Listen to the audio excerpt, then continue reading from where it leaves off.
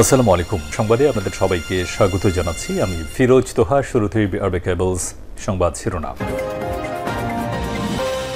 বাংলাদেশের সর্বশেষ গুরুত্বপূর্ণ আপডেট সংবাদে আপনাকে স্বাগত। শুরুতেই সংবাদ শিরোনাম, এরপর বিস্তারিত। শুরুতেই জানিয়ে দিব বাংলাদেশে 29 মিলিয়ন ডলারের সহায়তা নিয়ে যা বললেন ট্রাম্প। বাংলাদেশকে 29 মিলিয়ন ডলার দেয়া নিয়ে মুখ খুলেছেন মার্কিন প্রেসিডেন্ট ডোনাল্ড ট্রাম্প।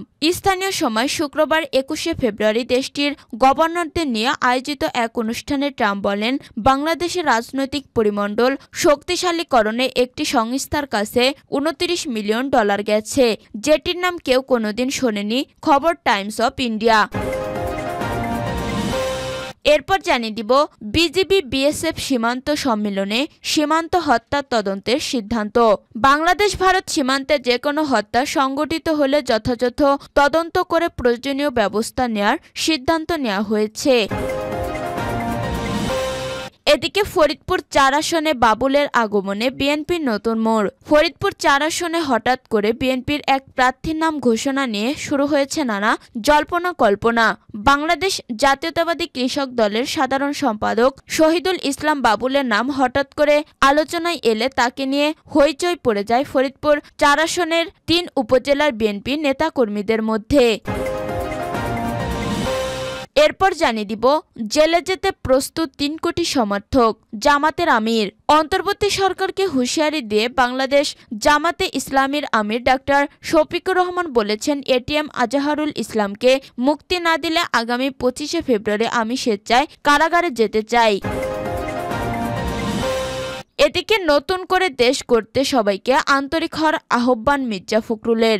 নতুন করে দেশ গড়ে তুলতে সবাইকে আরও আন্তরিক হওয়ার আহ্বান জানিয়েছেন বিএনপি মহাসচিব মির্জা ফখরুল ইসলাম আলমগীর। শনিবার 22শে ফেব্রুয়ারি প্রায় বিশিষ্ট সাংবাদিক মাহফুজ উল্লাহর মরণোত্তর সংবর্ধনা উপলক্ষে জাতীয় প্রেস ক্লাবে আলোচনা সভায় এসব কথা বলেন তিনি। এবং সর্বশেষ জানিয়ে দিব 16 বছর পর যশোরে জেলা বিএনপির সম্মেলন শুরু।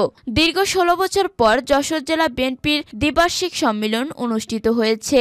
শনিবার 22শে ফেব্রুয়ারি সকাল 10:30টায় স্থানীয় ঈদগাহ ময়দানে জাতীয় সঙ্গীতের মধ্য দিয়ে সম্মেলনের আনুষ্ঠানিকতা শুরু হয়। সম্মেলনে উদ্বোধন করেন বিএনপির চেয়ারপারসনের উপদেষ্টা আমানুল্লাহ আমান।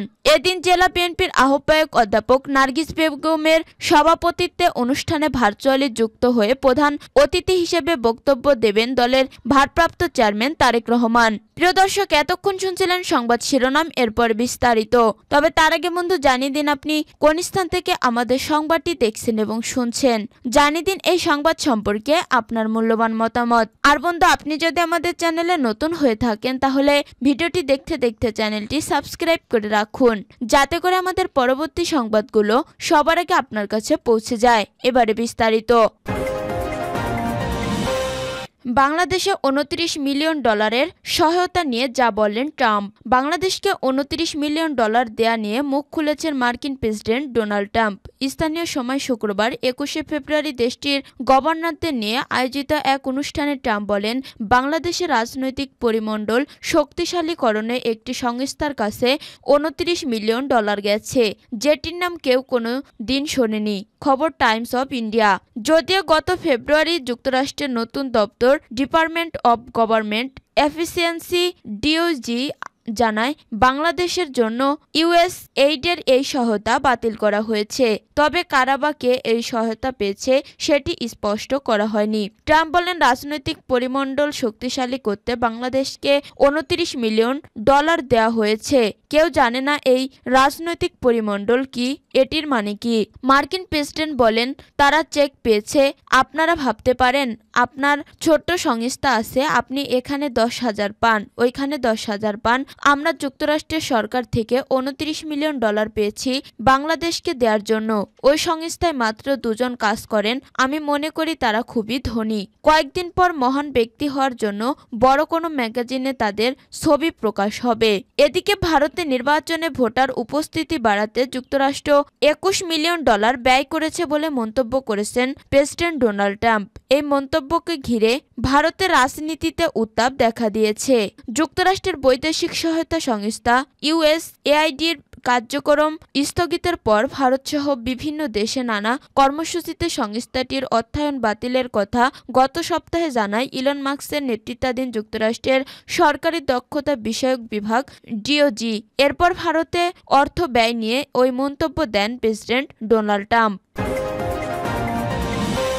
বিজিবি বিএসএফ সীমান্ত সম্মেলনে সীমান্ত হত্যার তদন্তের সিদ্ধান্ত। বাংলাদেশ ভারত সীমান্তে যে কোনো হত্যা সংঘটিত হলে যথাযথ তদন্ত করে প্রয়োজনীয় ব্যবস্থা নেওয়ার সিদ্ধান্ত নেওয়া হয়েছে। দুই দেশের সীমান্তরক্ষা বাহিনী বিজিবি ও বিএসএফ এর মহাপরিচালক পর্যায়ের 4 দিনব্যাপী সম্মেলনে এই সিদ্ধান্ত নেওয়া হয়। ভারতের নয়াদিগন্তে গত 17 থেকে 20 ফেব্রুয়ারি 55তম সীমান্ত সম্মেলন অনুষ্ঠিত হয়। শুক্রবার 21 ফেব্রুয়ারি রাতে এক যৌথ বিবৃতিতে বলা হয়, সম্মেলনে সীমান্তের 150 গজের মধ্যে যে কোনো স্থাপনা যৌথ পরিদর্শক দলের পরিদর্শন ভিত্তিতে নির্মাণের ব্যাপারে গুরুত্ব আরোপ করা হয়। আঞ্চলিক বিচ্ছিন্নতাবাদী সশস্ত্র সন্ত্রাসী গোষ্ঠীর সম্ভাব্য অবস্থান ও তাদের কর্মকাণ্ডের সম্পর্ক দুই পক্ষ আলোচনা করে। বিজিবি মহাপরিচালক মেজর জেনারেল মোহাম্মদ আশরাফুজ্জামান সিদ্দিকীর নেতৃত্বে 13 সদস্যের বাংলাদেশ প্রতিনিধি দল সম্মেলনে অংশগ্রহণ করে।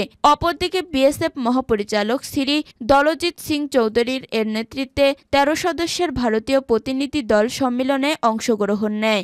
বিজিবি মহাপরিচালক সীমান্তে বাংলাদেশ নাগরিকদের নিহতের বিষয়ে গভীর উদ্বেগ প্রকাশ করেন। তিনি সীমান্ত হত্যার ঘটনা শূন্যের কোটায় নামিয়ে আনতে প্রয়োজনীয় ব্যবস্থা গ্রহণের জন্য বিএসএফ মহাপরিচালকের প্রতি জোর আহ্বান জানান।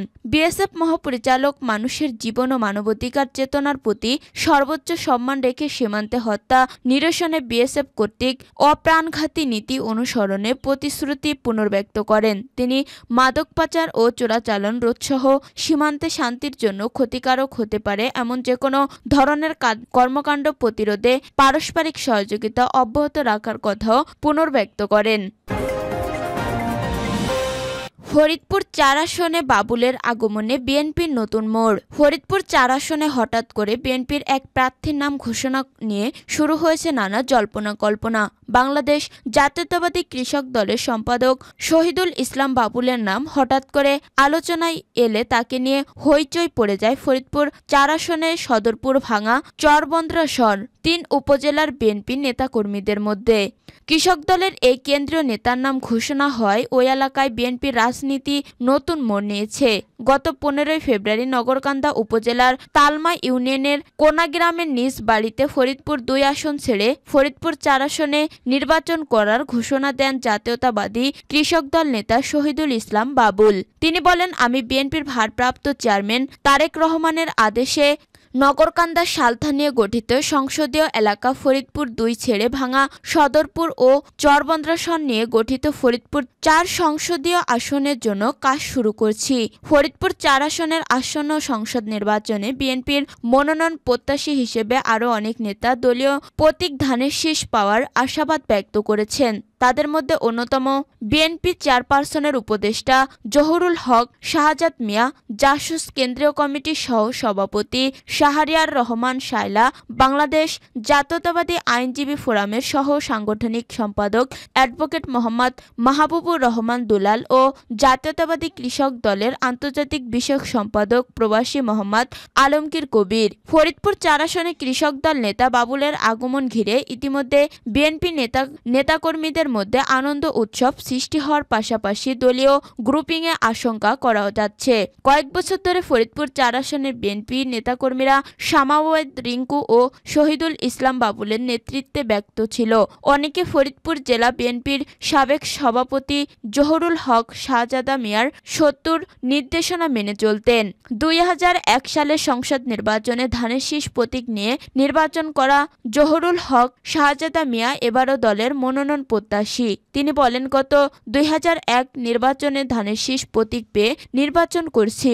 আশা করি দল এবারও আমাকে মূল্যায়ন করবে। তিনি সদরপুরে এর মধ্যে 2টি জনসভা ও কয়েকটি কর্মী সভা করেছেন। ভাঙা ও চরভদ্রসন উপজেলাতেও জনসংযোগ করছেন। জেলে যেতে প্রস্তুত 3 কোটি সমর্থক, জামাত আমির। অন্তর্বর্তী সরকারের হুঁশিয়ারি দিয়ে বাংলাদেশ জামাতে ইসলামীর আমির ডাক্তার শফিকুর রহমান বলেছেন, এটিএম আজাহারুল ইসলামকে মুক্তি না দিলে আগামী 25শে ফেব্রুয়ারি আমি স্বেচ্ছায় কারাগারে যেতে চাই। যেদিন আজাহরের মুক্তি মিলবে এর পরদিন আমাকে ছাড়বেন। 13 বছর কারাগারে ধুকে ধুকে জীবনের সঙ্গে লড়াই করছেন তিনি। তাকে না ছাড়লে জামাতের প্রাপ্তবয়স্ক 3 কোটি সমর্থক জেলে যাওয়ার জন্য প্রস্তুত রয়েছে।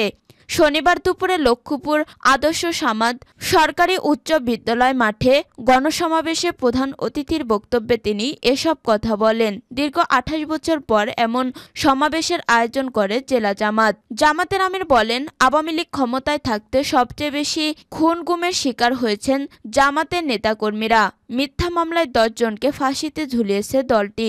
এটিএম আজাহরুল ইসলামকে আল্লাহ বাঁচিয়ে রেখেছে, কিন্তু অন্তর্বর্তী সরকারের 6 মাস পার হলেও তাকে মুক্তি দেওয়া হয়নি। জেলা জামাতের আমির SUM রুহুল আমিনের সভাপতিত্বে ও সেক্রেটারি ফারুক হুসাইন নুরুন্নবীর সঞ্চালনায় সমাবেশে বিশেষ অতিথি ছিলেন জামাতের কেন্দ্রীয় সরকারি সেক্রেটারি মাওলানা এটিএম মাসুম, চট্টগ্রাম মহানগরীর আমির শাহজাহান চৌধুরী, কেন্দ্রীয় নির্বাহী পরিষদের সদস্য মোবারক হোসেন, কুমিল্লা মহানগর আমির কাজীদ্দিন মোহাম্মদ, ঢাকা মহানগর উত্তরের সেক্রেটারি ডক্টর মোহাম্মদ রেজাউল করিম, শ্রমিক কল্যাণ ফেডারেশন কেন্দ্রীয় সাধারণ সম্পাদক অ্যাডভোকেট আতিকুর রহমান, ঢাকাস্থ লক্ষ্মীপুর ফোরামের সহসভাপতি ডাক্তার আনোয়ারুল আজিম প্রমুখ। তিনি বলেন, গণ অভ্যুত্থানে গুলির মুখে বুক পেতে দুঃসাহস ও দুর্নীতির অবসানের আশা করেছিলেন ছাত্র জনতা, কিন্তু কোনো কিছু দূর হয়নি। 54 বছরেও স্বাধীনতার সত্যকারের স্বাদ পাইনি আমরা।